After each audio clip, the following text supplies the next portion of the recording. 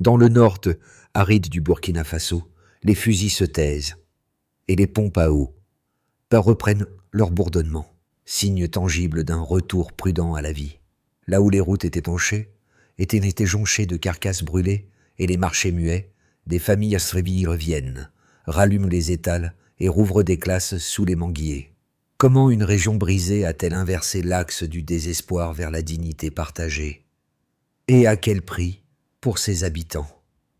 Ibrahim Traoré incarne cette réponse sans emphase, privilégiant la sécurité concrète, la subsistance et des systèmes qui tiennent.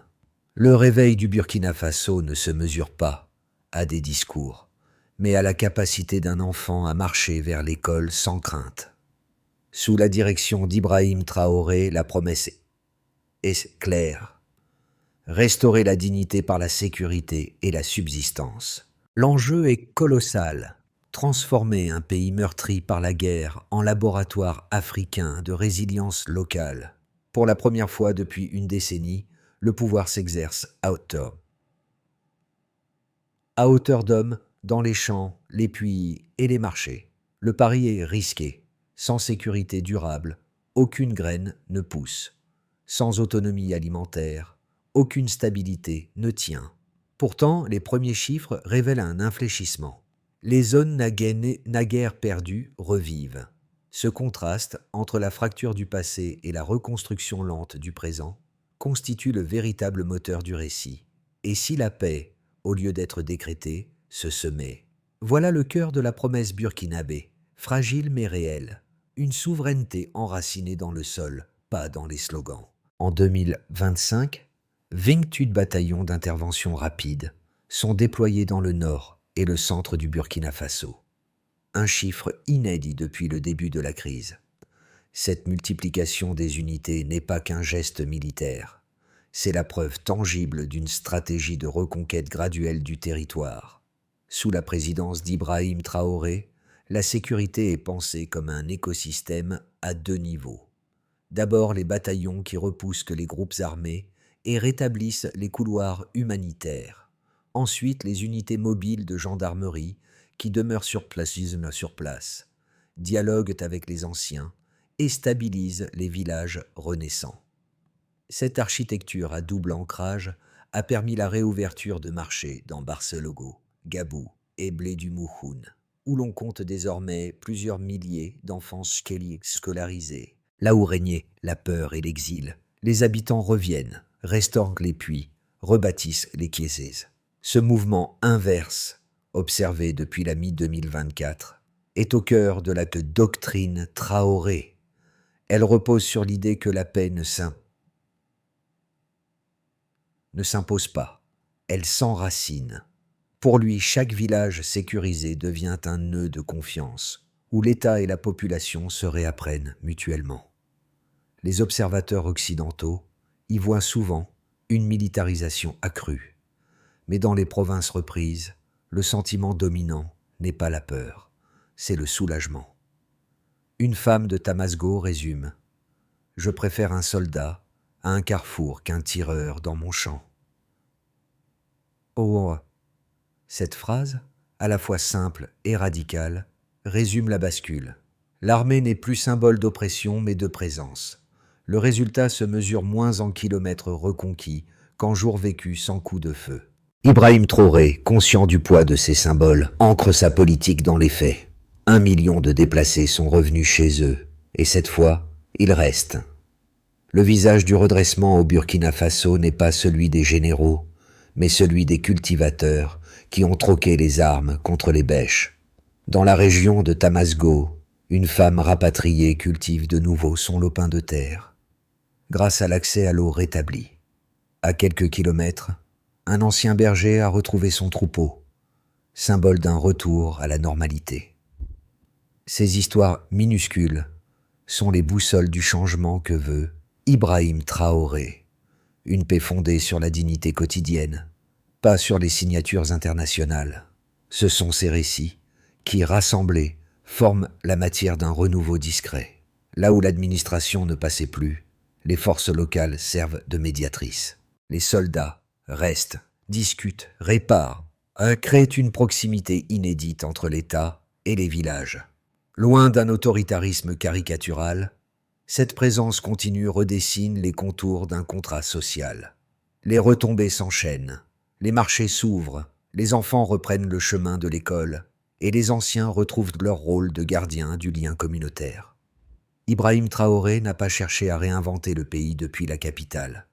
Il a préféré retisser la confiance à partir du terrain. La transformation reste fragile, mais elle est visible. Moins de routes piégées, plus de puits réparés et un sentiment de sécurité qui s'enracine lentement dans les consciences. Ce n'est pas une promesse de miracle, mais une reconstruction à visageux. Humain, méthodique, obstiné, mené au pas des communautés. So what? La paix, ici, ne vient pas d'en haut, elle se cultive, pas à pas, dans la poussière. Tout a commencé par une certitude simple. Sans sécurité, rien ne pousse.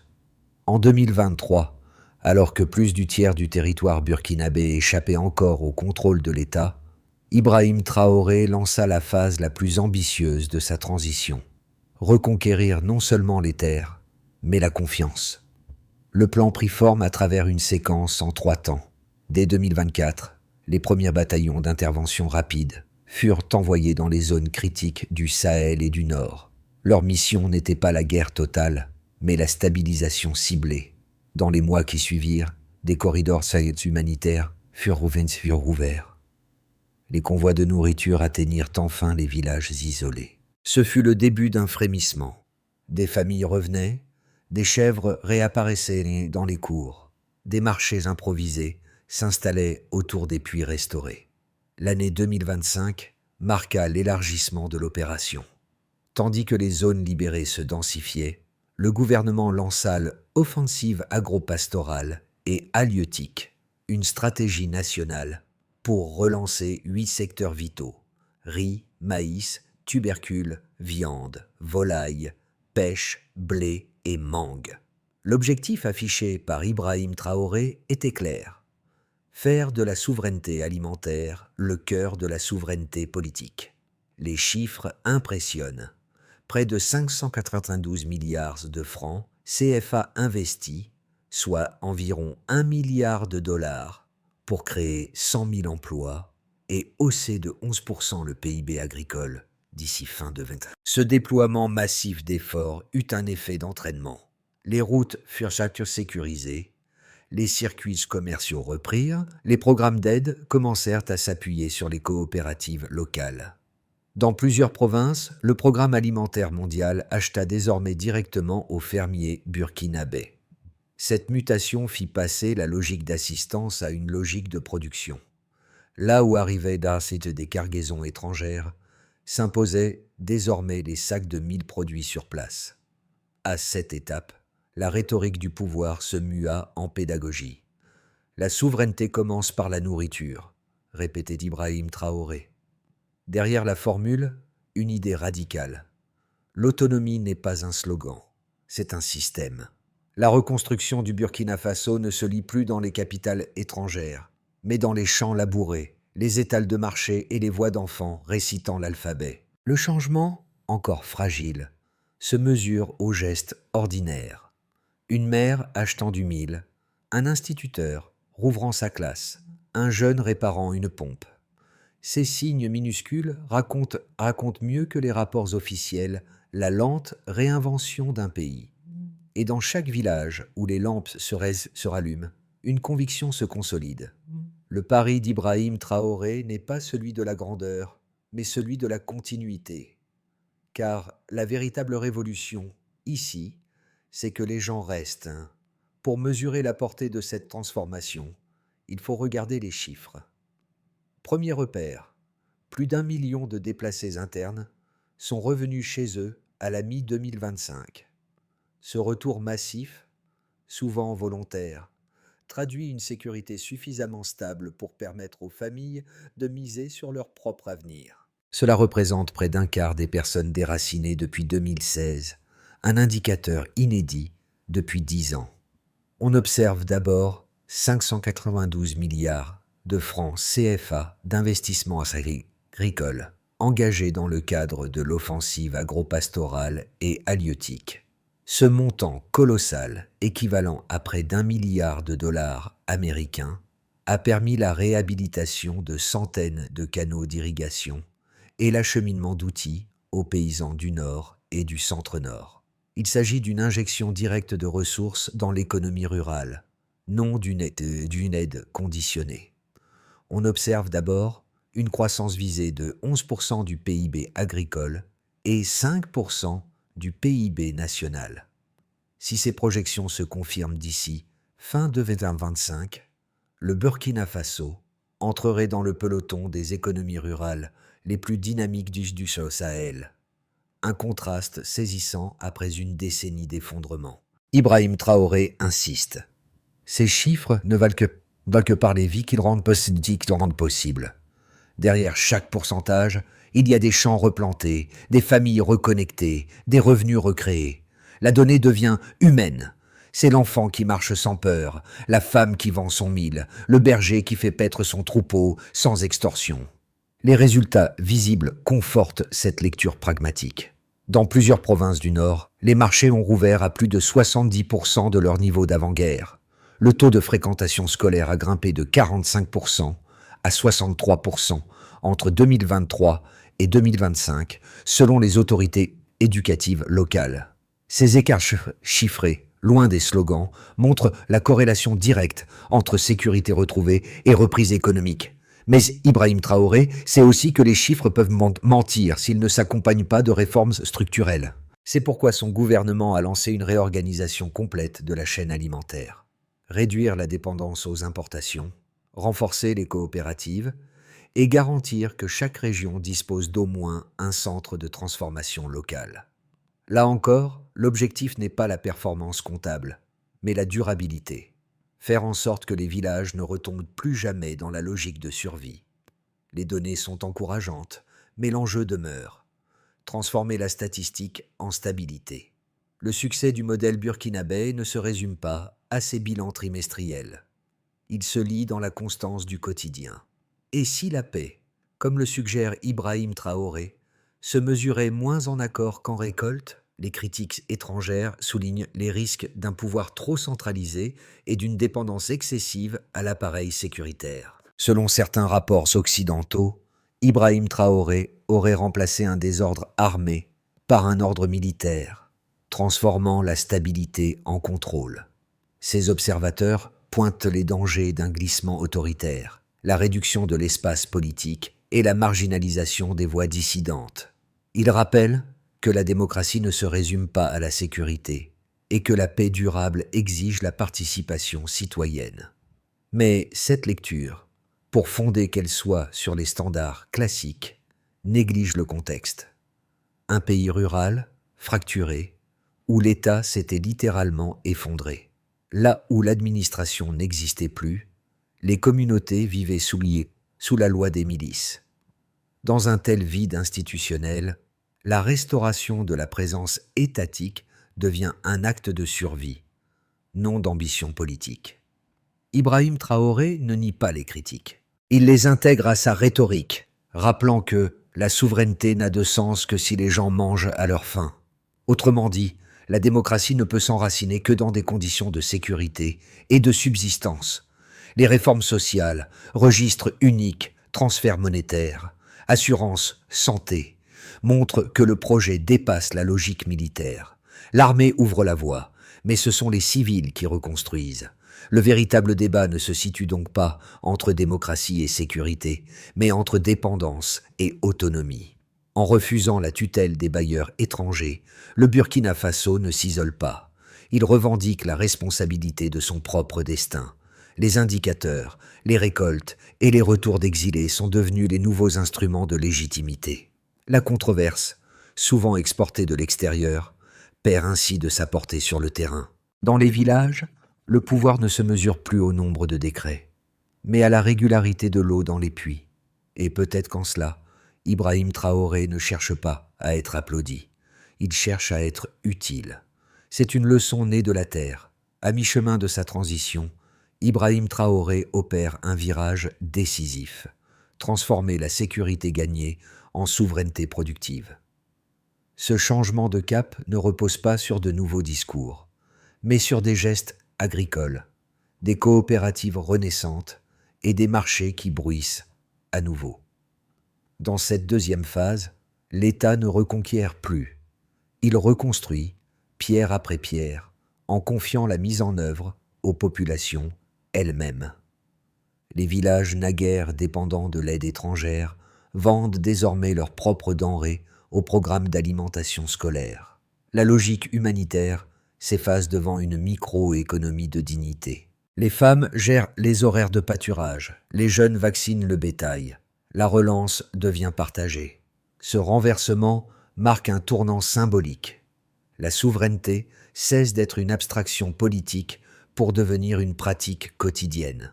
En remettant la production au centre du pouvoir, Ibrahim Traoré redéfinit la réussite nationale non par la croissance imposée d'en haut, mais par la capacité collective à nourrir et à soigner sans dépendre. C'est là, dans le geste ordinaire de semer, que s'enracine l'avenir. Les effets de cette politique sont désormais visibles à travers 4 cercles concentriques: les ménages, les entreprises, les nouvelles dynamiques sociales et enfin les kétaras rurales, ces espaces de vie qui incarnent la reconstruction du Burkina Faso. Dans les campagnes, les familles réinstallées deviennent le cœur de l'économie de subsistance. Grâce au kit d'élevage, une chèvre mâle, 2 femelles, du fourrage et une formation, des milliers de foyers ont retrouvé une source de revenus stable. Les coopératives locales, soutenues par le ministère de l'Agriculture, produisent et vendent directement aux programmes scolaires. Ibrahim Traoré présente ce dispositif comme le socle d'une dignité économique. Dans les villages de Tamasgo et Gabou, les revenus agricoles ont doublé depuis 2024, un signe de retour à la confiance. Les petites entreprises revivent. Les transporteurs acheminent les denrées, les abattoirs modernisés fonctionnent à nouveau. Et les ateliers de transformation de viande à Bobo-Dioulasso emploient déjà plus de 30 000 travailleurs. La relance de la chaîne du froid, soutenue par la Banque africaine de développement, garantit la conservation et l'exportation régionale. Cette dynamique, impulsée par Ibrahim Traoré, consolide une vision. Chaque emploi rural est un rempart contre la dépendance extérieure. Dans les villes et villages stabilisés, la perception de l'État change. Les forces de sécurité ne sont plus vues comme des occupants, mais comme des partenaires. Des associations villageoises se forment pour la médiation locale, réduisant les tensions intercommunautaires. Les programmes Le Registre social unique, RSU, le Programme d'appui monétaire ciblé PAMPE et le Régime d'assurance médicale universelle, RAMU, ancrent cette paix enfilée. Sociaux, identité unique, transfert monétaire, assurance santé. La société retrouve des repères tangibles, moins de peur, plus d'appartenance. Enfin, autour du Burkina Faso, le modèle intrigue. Le Mali et le Niger observent ce basculement de la survie à la souveraineté. Les discussions régionales portent déjà sur la mutualisation agricole et la sécurité transfrontalière. Ibrahim Traoré y défend une idée simple.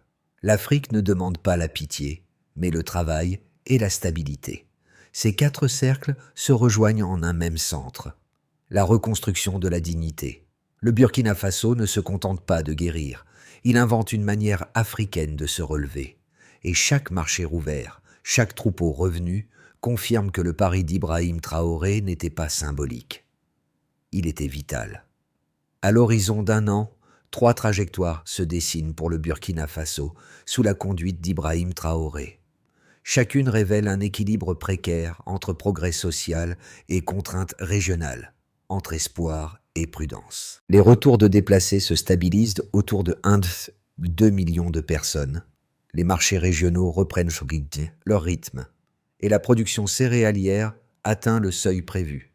Les coopératives agricoles deviennent autonomes, soutenues par des infrastructures locales solides. Ce scénario, jugé le plus probable, traduit une normalisation progressive. Sécurité maîtrisée, flux économiques réguliers, lente réhabilitation administrative. Les politiques agropastorales franchissent un pas. Un palier. Grâce à une saison des pluies favorables et à la continuité des aides techniques, le PIB agricole pourrait dépasser les 12 de croissance en 2026. Les exportations régionales de produits carnés augmenteraient et les programmes Le Registre social unique, RSU, le Programme d'appui monétaire ciblé, PAMPE, le Régime d'assurance médicale universelle, RAMU, couvriraient plus de 80% des zones rurales.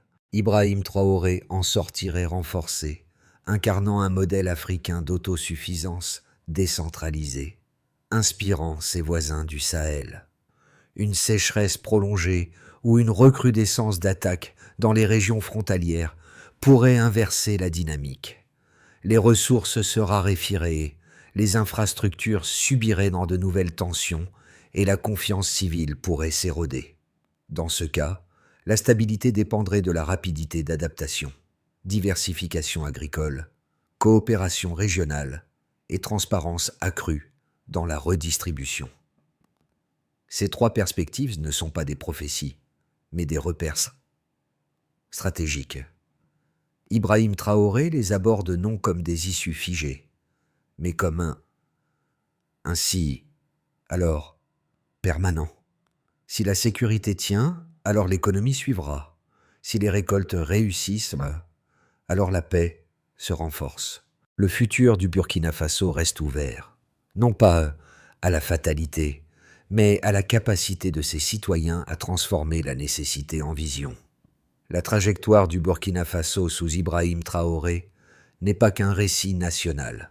C'est un miroir pour chaque société qui cherche à se relever sans assistance imposée. Pour les agriculteurs, c'est la preuve qu'une terre meurtrie peut redevenir nourricière quand on la traite comme une promesse et non comme un champ de ruines. Pour les jeunes, c'est l'idée qu'une génération privée d'avenir peut retrouver sa place, non pas dans l'exil, mais dans la reconstruction. Dans les villages où les lampes se rallument, les habitants ne parlent plus de politique. Ils parlent de travail, d'eau, de bétail, d'école. Ces mots simples forment le vocabulaire d'une dignité retrouvée. Le message d'Ibrahim Traoré résonne, au-delà des frontières. La paix n'est pas un slogan, c'est la mer qui dort sans crainte. Cette transformation touche aussi ceux qui observent de loin. Le monde, souvent prompt à juger, découvre une autre leçon. La stabilité peut naître de la modestie, pas seulement de l'aide. Ce modèle invite à une réflexion plus large sur ce que signifie reconstruire. Non pas tout attendre de l'extérieur, mais redevenir acteur de son propre destin. Pour les spectateurs, l'histoire burkinabé offre un écho intime. Et si la vraie souveraineté commençait là où l'on recommence à croire, là où une main plante une graine, sans certitude, mais avec foi. La reconstruction du Burkina Faso s'articule autour d'un plan clair, séquencé et mesurable. Ibrahim Traoré l'a résumé en 5 verbes d'action, simples mais puissants. Sécuriser, identifier, soutenir, soigner, produire. Ces 5 étapes constituent la matrice d'un modèle que d'autres nations du Sahel commencent déjà à étudier. Sécuriser, rétablir le contrôle sur les territoires et assurer la permanence d'une présence humaine, non seulement militaire. Chaque village repris devient un point d'ancrage social. Identifier, étendre le registre social unique, le registre social unique RSU, pour donner à chaque foyer un numéro qui ouvre l'accès aux aides et aux services. En 2025, plus de 2 millions de Burkinabés y sont inscrits. Soutenir, déployer le programme d'appui monétaire ciblé PAMPV, transfert financier ciblé pour les femmes et ménages vulnérables. Il assure un revenu minimal et relance l'activité locale. Soigner, généraliser le régime d'assurance médicale universelle, RAMU, l'assurance santé universelle, afin que personne ne vende son bétail pour acheter des médicaments. Produire, stimuler la souveraineté alimentaire par la relance des filières agricoles et la création de marchés coopératifs régionaux. Ce cycle en boucle évite les dépendances chroniques. Chaque étape alimente la suivante. Sécurité et économie deviennent indissociables. Ibrahim Traoré insiste. Un retour sans accompagnement est un retour au risque. HK L'État burkinabé expérimente ainsi une méthode pragmatique. Partir du concret, corriger les erreurs et mesurer les progrès à l'échelle des villages. Ce n'est pas un modèle parfait, mais une ingénierie sociale vivante. Et, dans la fragilité même du processus, se dessine la preuve qu'un pays peut se reconstruire de bas en haut. Avec des outils, non des illusions. Au crépuscule de cette reconstruction, l'image d'un troupeau s'avance dans la poussière dorée de Tamasgo.